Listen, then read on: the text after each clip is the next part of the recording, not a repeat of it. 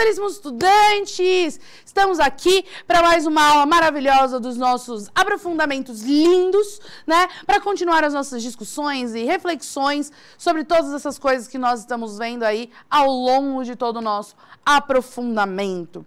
Antes da gente começar efetivamente a aula, a gente sempre passa ali pelas nossas organizações, pelo nosso mapa dos shops, né? Que é realmente onde nós estamos, quem nós somos e de onde nós viemos. Então, vai aparecer aí para vocês na tela, tá? Que o nosso aprofundamento é o Superar Desafios Edmanas, a nossa unidade curricular é No Mundo Tudo Está Interligado e o nosso componente é Cultura e Sociedade. A gente está na atividade 4, Desenvolvimento 3, né?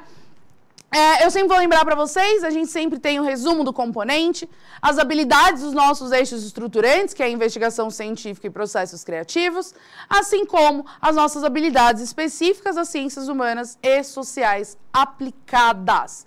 E agora, a gente vai efetivamente para o nosso conteúdo. E aí, o que acontece? A gente, dentro do nosso aprofundamento, lembrando, a gente está falando especificamente da atividade número 4, a gente começou falando sobre festas tradicionais. Então, a gente falou sobre a festa do peão de boiadeiro, que, tipo, eu e o Valmir já estamos animadíssimos para ir. E como que essa festa foi se modificando ao longo do tempo por vários motivos. E aí a gente trouxe a questão de elementos, né, e teorias aí de diversos teóricos. A gente viu o Stuart Hall, a gente falou sobre cultura de massa, que aí são teorias que vêm da escola de Frankfurt. A gente tem o Horkheimer, a gente tem o Walter Benjamin, o Theodor Adorno, com algumas diferencinhas ali em alguns pontos, mas a gente tem aí esses teóricos que vão trazer a ideia da cultura e indústria de massa. E hoje a gente vai ter uma outra perspectiva, a gente vai utilizar aí outro autor para analisar a crise de identidade, né? E que crise de identidade é essa? É a mesma ideia de crise de identidade que a gente viu com o Stuart Hall na aula passada. Acho que foi a aula passada. Aquilo, né? A pessoa não lembra mais a ordem. Mas se não foi na aula passada, foi na retrasada, mas eu tenho quase certeza que foi na passada, tá? E aí, hoje a gente vai falar sobre o Ulrich Beck, né? E a gente vai desenvolver aqui um pouco mais sobre a teoria do Ulrich Beck. Então, vai aparecer aí para vocês na tela que a sociedade de risco, né? Ela é uma teoria do Ulrich Beck, onde ele vai analisar um novo tipo de sociedade, né? Que tá sendo exposta aí a problemas, né? A fortes riscos e processo de individualização, que podem levar a catástrofes ambientais, né? Então, se a gente for olhar Chernobyl, Fukushima, Brumadinho, Mariana, entre outros processos, entre outros desastres ambientais, que no caso tiveram ali como um dos principais causadores, né, a ação humana. Temos crises financeiras, a gente teve aí crises na bolsa, né, ou, por exemplo, outros elementos que acabam gerando crises financeiras, como, por exemplo, a guerra da Ucrânia, que tem reflexos no preço das coisas no Brasil, ou a pandemia, que também teve reflexos sobre o valor e os processos econômicos dentro do nosso país. O terrorismo, né, autoexplicativo, e guerras preventivas. E aí, você pode se perguntar, como em um momento, eu me perguntei, o que são guerras preventivas?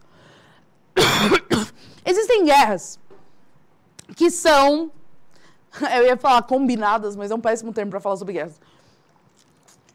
Mas é tipo, se você fizer isso, eu vou te atacar, não me ataca que eu te ataco. E aí, alguém tem algum ato de início de guerra, então a gente tem, sei lá, o assassinato de alguém importante, ou algum conflito, né, que aconteceu e culminou numa guerra.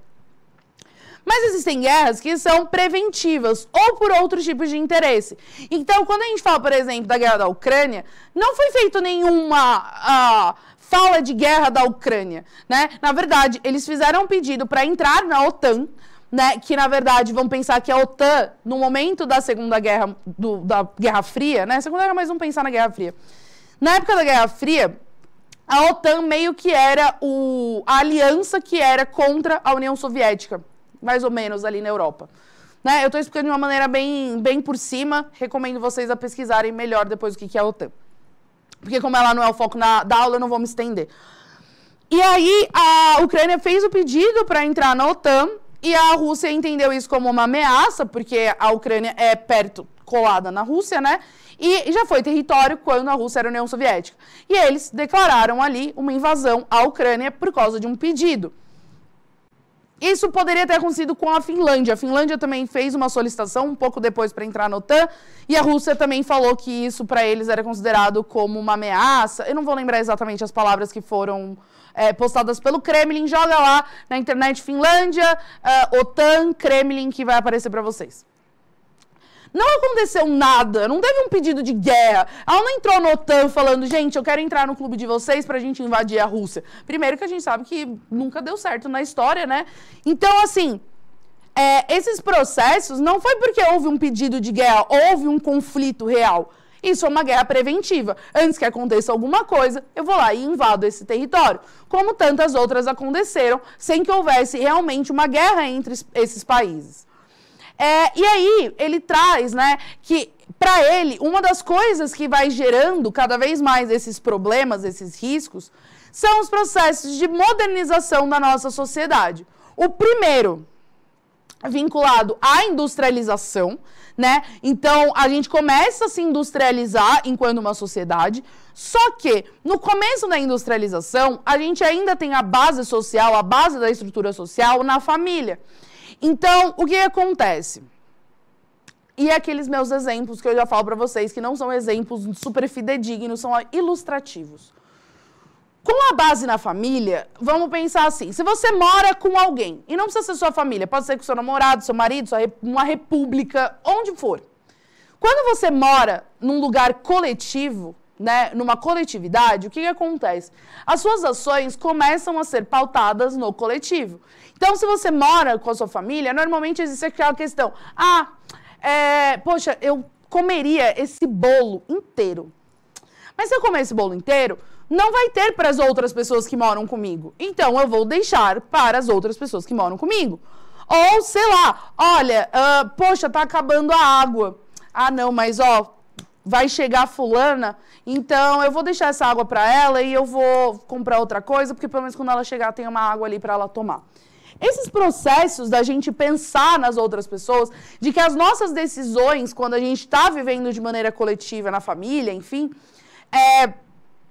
essas decisões que a gente toma pensando no coletivo, elas acabam tendo um reflexo na sociedade. Foi o que a gente falou da socialização. A maneira com que a gente é socializado vai refletir na maneira com que a gente interage socialmente.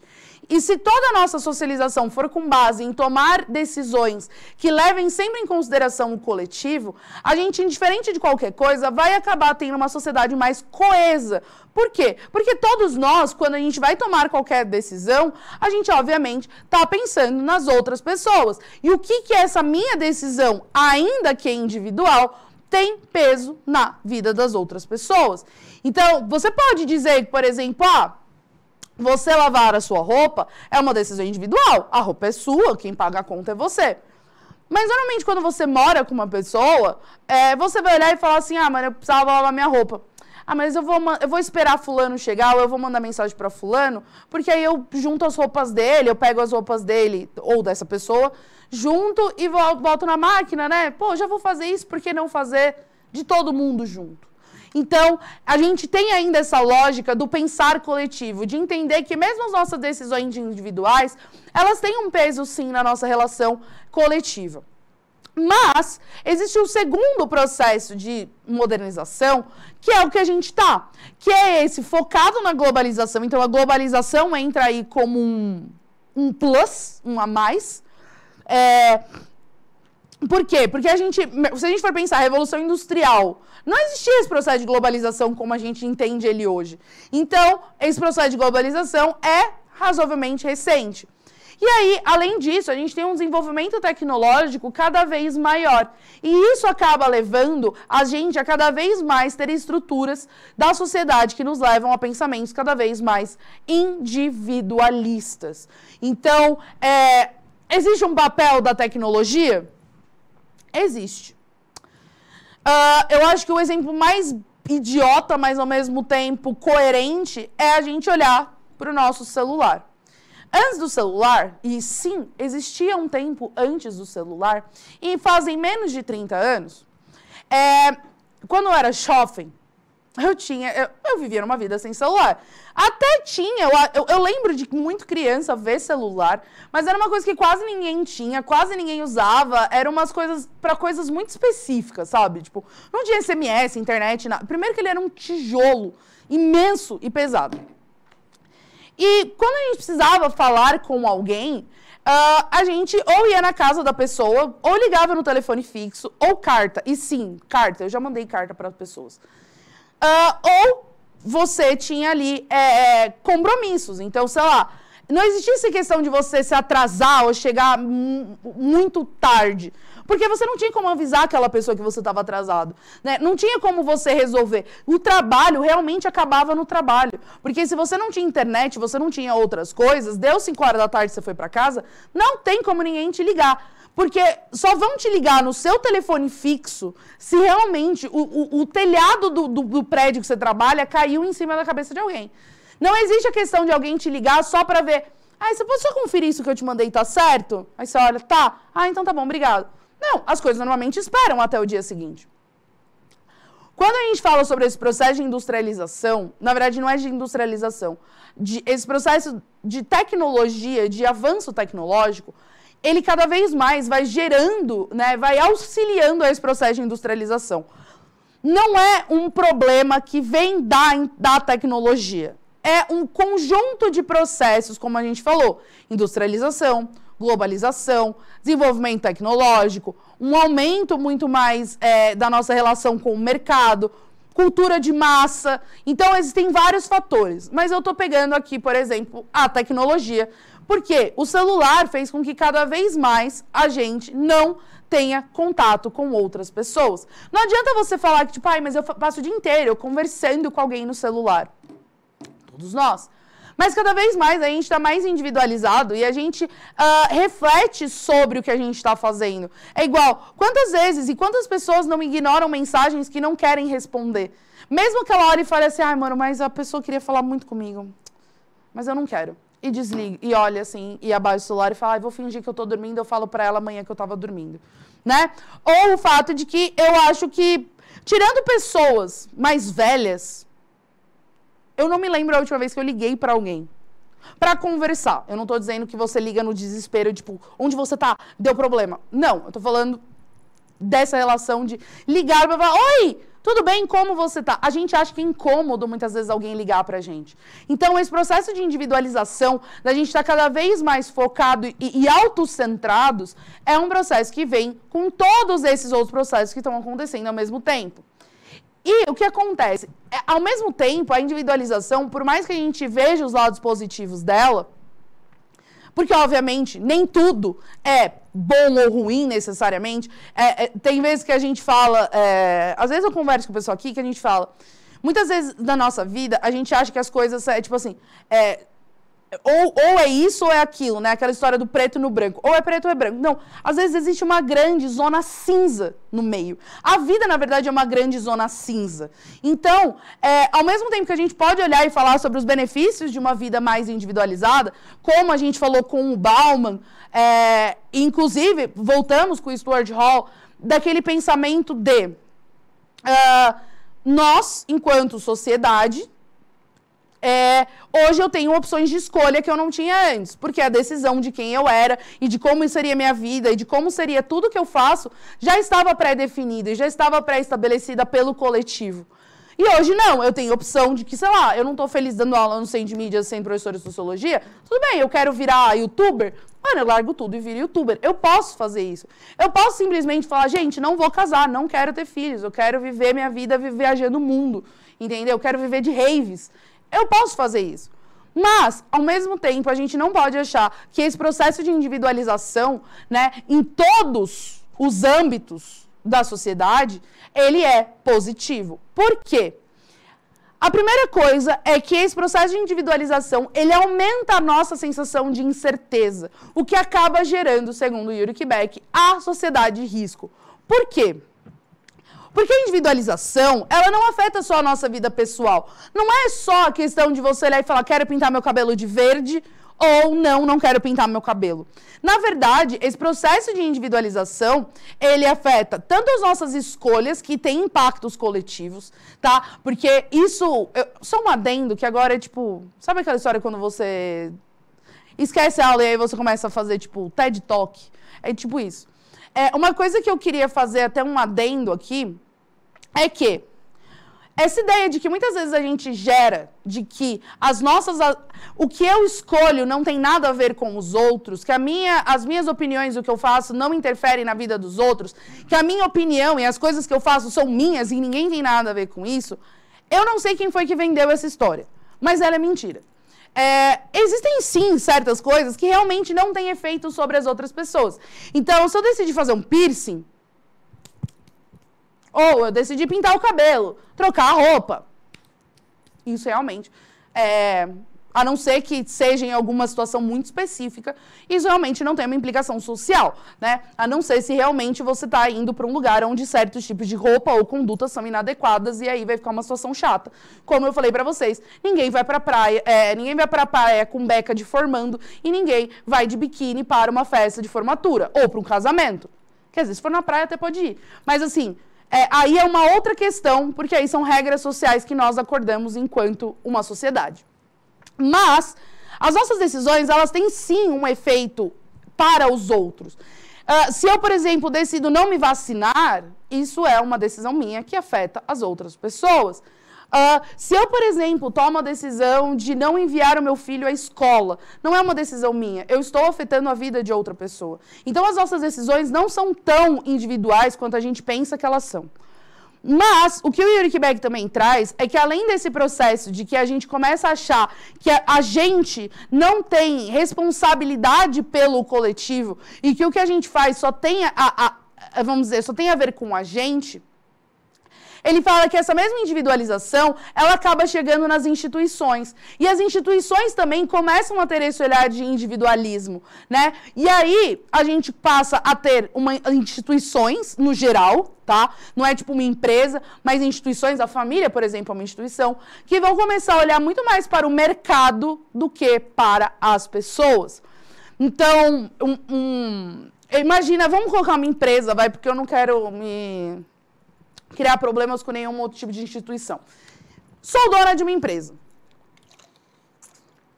E aí a Bia, que é a produtora misteriosa, que ninguém sabe quem ela é, porque ela gosta de ser misteriosa, ela fala, eu tô numa reunião com ela, eu falei, abrimos uma empresa, eu abri, no caso a empresa, e eu quero que você faça tal coisa, e vai ser desse jeito, e eu tô falando que é desse jeito, porque eu vou faturar milhões com essa minha decisão.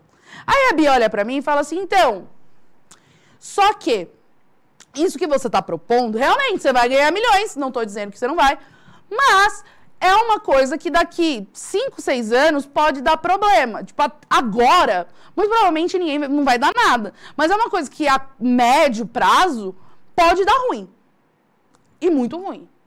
E aí o que eu vou fazer? Eu vou olhar e falar, daqui 5 anos... não é problema meu. Daqui 5 anos, eu vejo daqui 5 anos. Eu quero resolver meu negócio agora. Eu quero meu dinheiro na conta hoje. Entendeu?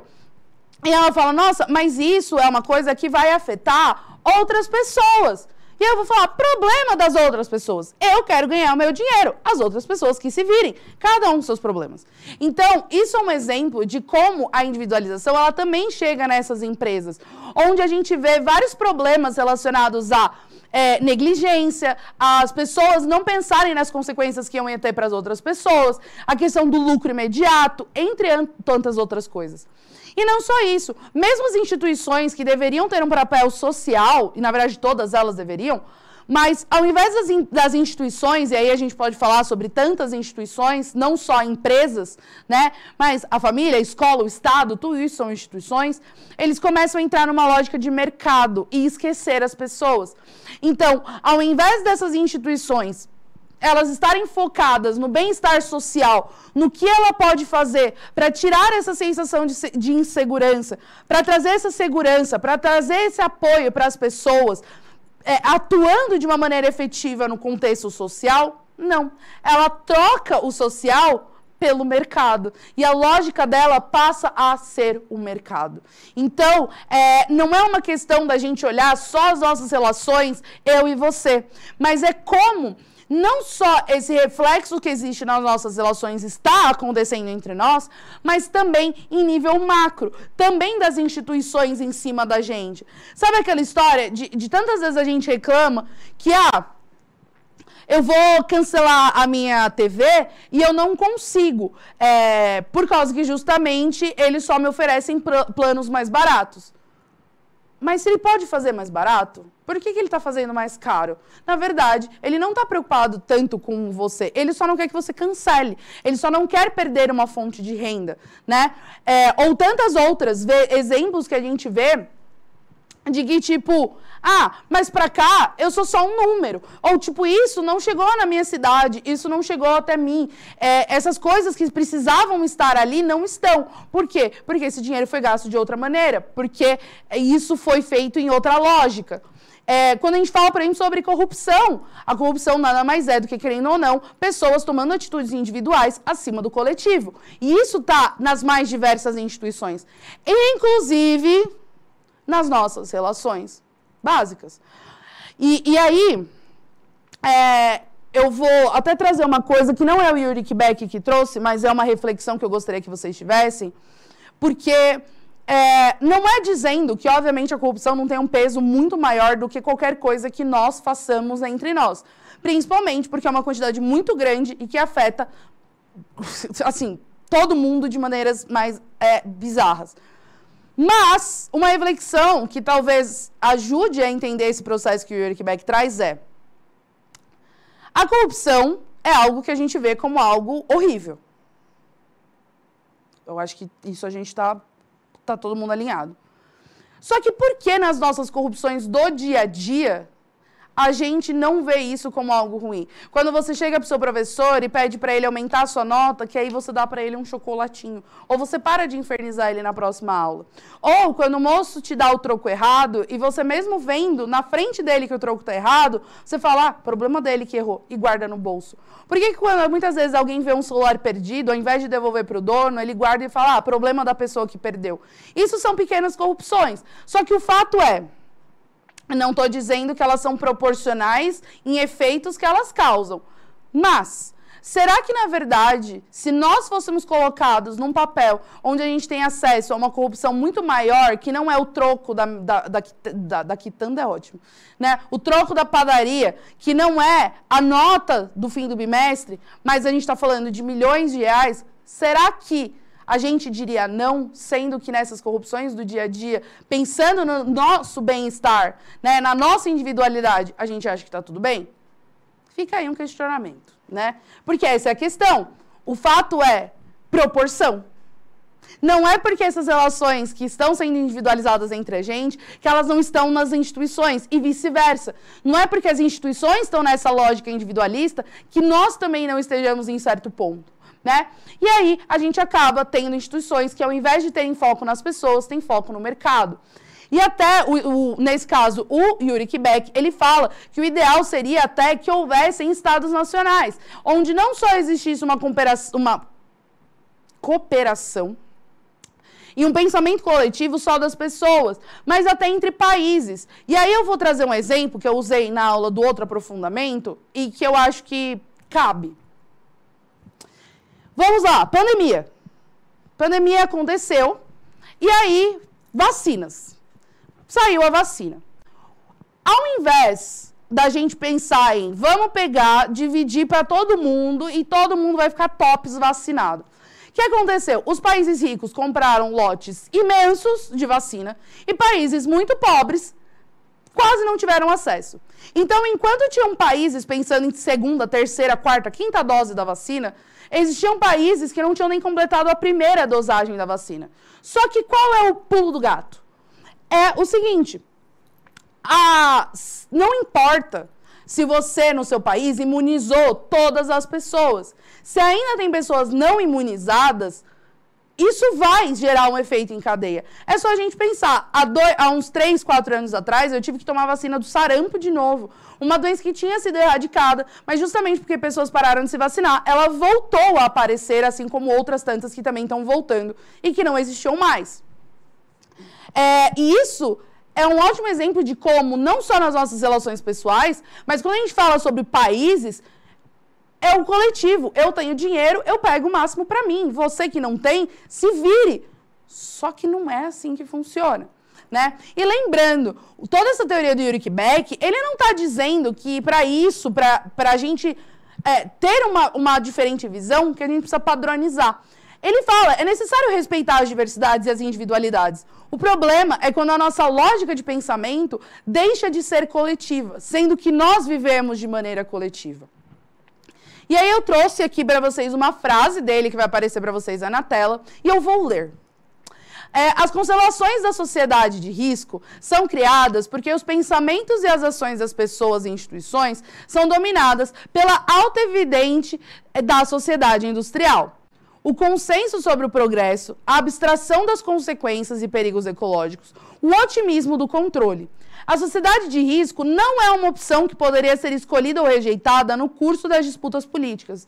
Ela surge no curso de processos de modernização autônomos, cegos e livres de perigo. Em suma e latência, eles carregam riscos próprios que questionam, cancelam e mudam os fundamentos da sociedade industrial. Resumindo, eu vou parte por parte. Então, eu vou até conferir aqui. Então, as constelações da sociedade de riscos, né? Então, a sociedade de risco, que é essa sociedade, o que acontece? A sociedade de risco é o ponto de que a gente sempre acha que os riscos são externos a nós. Então, tipo, os riscos que a gente tem que se preocupar é, sei lá, caiu o telhado, choveu, tornado, terremoto, vulcão. Mas, na verdade, os maiores riscos que nós temos e que nós passamos, eles são causados por nós mesmos.